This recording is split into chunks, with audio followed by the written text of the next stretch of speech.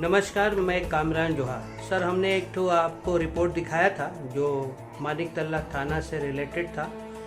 Registration number 79 28 मई 2024 का। उसमें एक पिता ने ये आरोप लगाया था कि उसकी बेटी को जहर दे करके मारा गया। जब एक उस पहले वाले रिपोर्ट आप देखेंगे, उसमें एक पिता ने आरोप लगाया कि मेरी बेटी को जहर दे के मारा गया। पर ये लड़की का जो तबीयत खराब होता है 25 तारीख के दिन, 25 तारीख का शाम को 4:30 बजे आरजिकल कॉलेज हॉस्पिटल में जाती है और सब सुबह 9:30 बजे, मतलब 26 तारीख के दिन सुबह 9:40 के आसपास जो रिपोर्ट है पोस्टमार्टम रिपोर्ट, उसमें सारा डिटेल है उसका। वो एक्सपायर कर जाती है, डॉक्टर घोषित कर देते हैं कि मृतक हो गई है। और 27 तारीख के दिन शाम को 5:40 में उसका पोस्टमार्टम होता है। इतना कुछ हो जाता है, लेकिन इसके बीच में कोई मेडिकल सर्टिफिकेट, कोई पुलिस की तरफ से डायरी या कुछ ऐसा काम नहीं होता है। बहुत ज़्यादा प्रतिवाद करने के बाद 28 तारीख के दिन पुलिस को मजबूरी में आकर के, प्रेशर दबाव में आकर के एक FIR फादर की तरफ से एक FIR किया जाता है, वो किया जाता है। अब फिर भी ठीक इसी तरह जैसे कि अब सुप्रीम कोर्ट ने झाड़ लगाया कि बिना FIR का आप लोगों ने पोस्टमार्टम किया कैसे, तो इस केस में भी सेम वैसे ही है। पहले पोस्टमार्टम हो गया, उसके बाद FIR हुआ है। आगे की जानकारी हमारे साथ जो एडवोकेट है इस केस को देख रहे हैं वो आपको सारा डिटेल बताएंगे। अब सोचिए कि कंडीशन क्या है, लॉ कहाँ है, कानून कहाँ है और कैसे काम चल रहा है। आइए मिलते हैं उनके एडवोकेट से और सारी जानकारी करते हैं।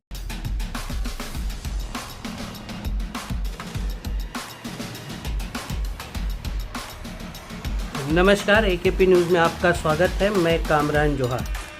थोड़ा सा डिटेल आपसे जानना इसलिए ज़रूरी है कि वो केस आहिस्ता आहिस्ता उलझता जा रहा है। तो जितना आसान समझे थे हम लोग वो है नहीं, क्योंकि कुछ सोर्स के जरिए ये हमें पता चला है। उसको आप कंफर्म करेंगे कि लड़की को 25 तारीख को भर्ती होती है, 26 तारीख को उसका वो एक्सपायर हो जाती है, मृत घोषित गया है। 27 तारीख के दिन उसका पोस्टमार्टम होता है, लेकिन इतने 3 दिन के बीच में कोई FIR नहीं होता है। और जो कॉपी है हमारे पास, जो आप लोगों ने जो प्रोवाइड किया, उसमें पता चलता है कि 28 तारीख के दिन उसको FIR किया जाता है। तो पूरा घटना के डिटेल थोड़ा आप बताएंगे। सबसे पहले आप अपना नाम बताइए सर। नमस्कार कमान जी।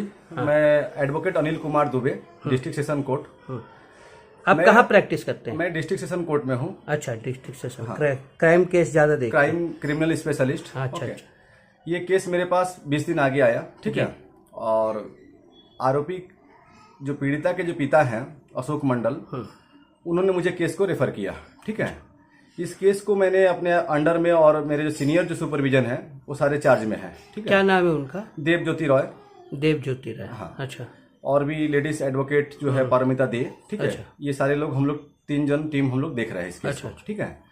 इस केस का मूल विषय यही है कि जब मैंने इस केस को हैंडओवर अपने हाथ में लिया तो मैं ये चीज को देखा कि आज जो पश्चिम बंगाल में जो स्थिति है लॉ एंड ऑर्डर का, ठीक, वो जो पीड़िता है जिसका डेथ होता है उसका नाम अर्पिता मंडल है।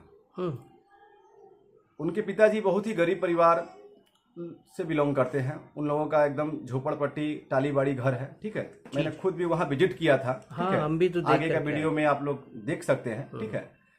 ये चीज मैंने समझा केस लेने के बाद में कि वहां पर 4:30 बजे के आसपास में 25 मई को लड़की को घर के जो उनके हस्बैंड हैं सृजित माली, अच्छा, ससुराल पक्ष सृजित माली का एक दोस्त है, रिलेटिव, जिसको बताया जा रहा है प्रिंस राजू दे, उसके घर में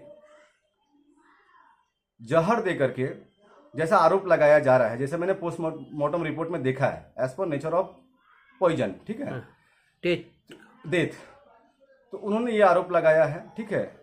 मेरा एक ही क्वेश्चन है तमाम लोगों से कि उस समय मानिक तला थाना क्या कर रही थी जिस समय ये घटना हुआ है? वहां पर CCTV फुटेज है, सारे लोग वहां पर थे। लड़की की जो मां है पिंकी मंडल, उन्होंने अपने लड़की को बचाने के लिए आरजीकर हॉस्पिटल में जिस भी माध्यम से वहां पहुंचने के बाद में वहां के डॉक्टर लोगों ने उन्हें एडमिट किया। जो मेरे पास इंजुरी रिपोर्ट है, जी, ये है इंजुरी रिपोर्ट, ठीक है। उसको सीधा कीजिए। हाँ, ये है इंजुरी रिपोर्ट। एडमिट किया, लेकिन सवाल है कि एडमिट तो हो गई, लेकिन एडमिट होने के बाद में भी 25 तारीख को 4:30 बजे एडमिट होती है। हम्म, 26 तारीख को 9:20 में वो डेथ करती है। हम्म, 27 तारीख को उसका एग्जामिनेशन होता है, पोस्टमार्टम होता है, पोस्टमार्टम एग्जामिनेशन, ठीक है। तो उसके बाद प्रेशर में आकर के मानिकतला थाना लोगों ने उनके जो जिसका डेथ हुआ है उसके पिताजी और आसपास के लोगों ने जाकर के मानिकतला थाना में प्रेशर में आकर के पुलिस जो है उनका एफआईआर जो है दर्ज करती है।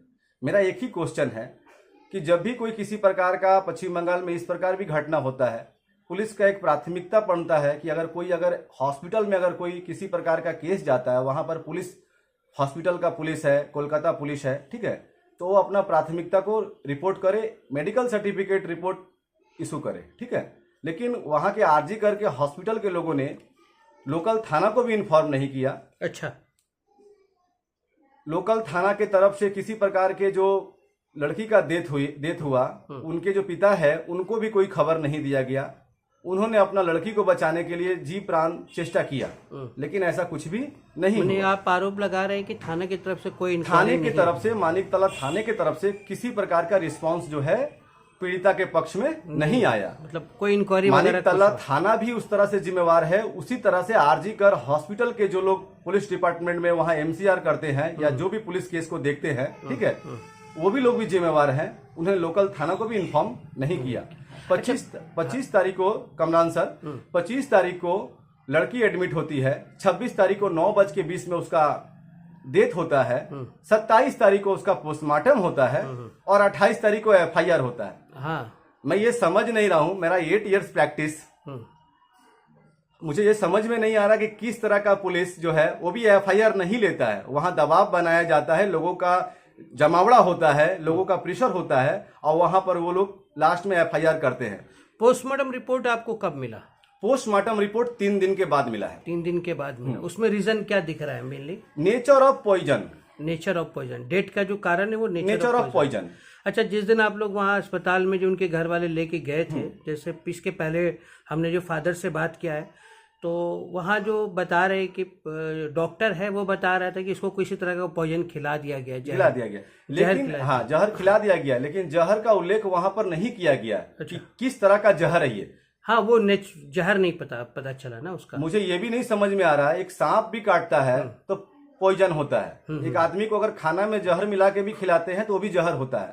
तो ये तो डॉक्टर साहब को लिख के वहां देना चाहिए था। नहीं, वो तो फॉरेंसिक का बात है। फॉरेंसिक का रिपोर्ट उन्होंने बोला है कि फॉरेंसिक रिपोर्ट अभी आया नहीं है, हम लोग फॉरेंसिक में डाल दिए हैं। सारा जो रिपोर्ट है 90 डेज के अंदर में क्लियर होगा। मैंने कल खुद, मैं और मेरे जो क्लाइंट है अशोक मंडल, कल मैंने मानिकतला थाना में मैंने गया 12:30 बजे के आसपास में। वहाँ के जो छोटे बाबू हैं उनसे मैंने बात किया कि आपने इतना दिन में क्या इन्वेस्टिगेशन किया। तो उन्होंने बोला कि जो ड्यूटी इन्वेस्टिगेशन ऑफिसर है, तमाल अधिकारी, वो छुट्टी पर है, वो अच्छा, वो 2 तारीख को ज्वाइन करेंगे।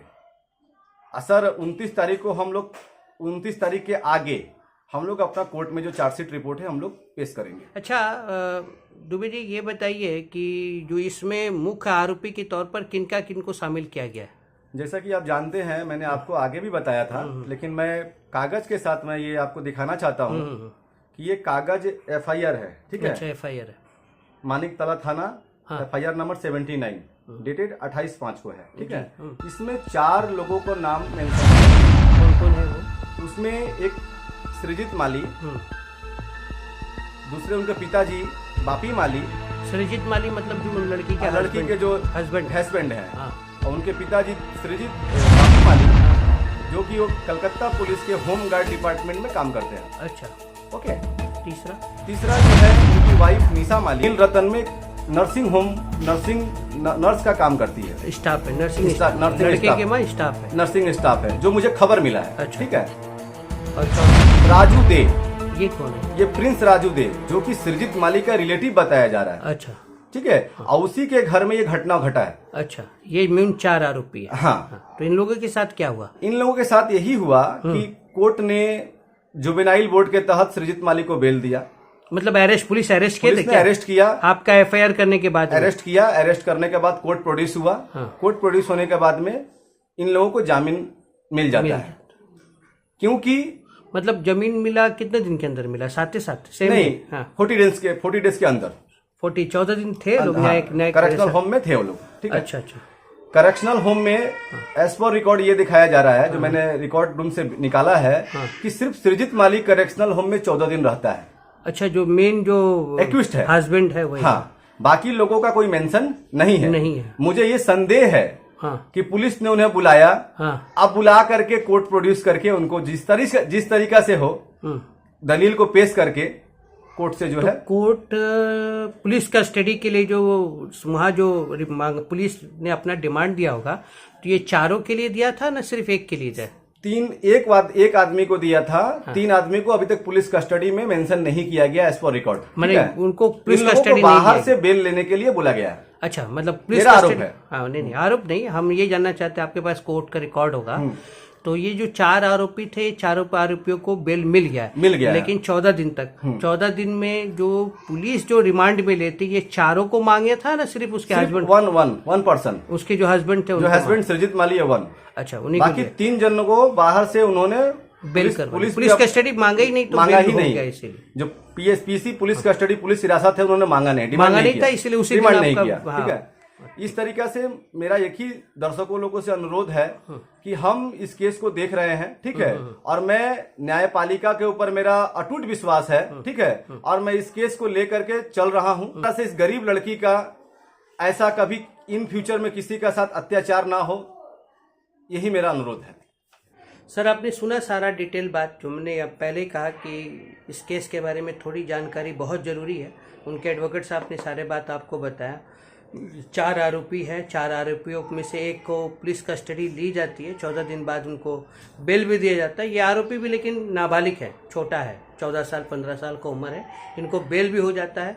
और सबसे इसमें महत्वपूर्ण बात है, जो लड़के के पिता है वो सरकारी कर्मचारी, खास करके पुलिस महकमे के लोग हैं, कलकत्ता पुलिस के होम गार्ड में है। उनकी मम्मी जो है वो नर्स की काम करती हैं। तो ये एक मतलब ये समझ लीजिए कि एक पोजीशन का दबाव है, असर है इस केस में भी दिख रहा है कि किस तरह से अपने रुतबे का फ़ायदा उठाया गया है और पुलिस ने उनका सहयोग किया है। अब ये जो केस है ये अदालत में है और अदालत की कार्रवाई अदालत की तरह से होती है, हमारे और आपके आवेग या विचार से तो होती नहीं है। लेकिन उम्मीद है कि जो तरीका है, जो कानूनी प्रक्रिया है, उस कानूनी प्रक्रिया से शायद लड़की को न्याय मिले। हमने वहाँ जा कर के वहाँ के लोकल लोगों से भी थोड़ी बातचीत की है, थोड़ा सा रिपोर्ट है कि उस दिन क्या हुआ था, वहाँ के लोगों का क्या कहना है, आइए वो भी देखते हैं।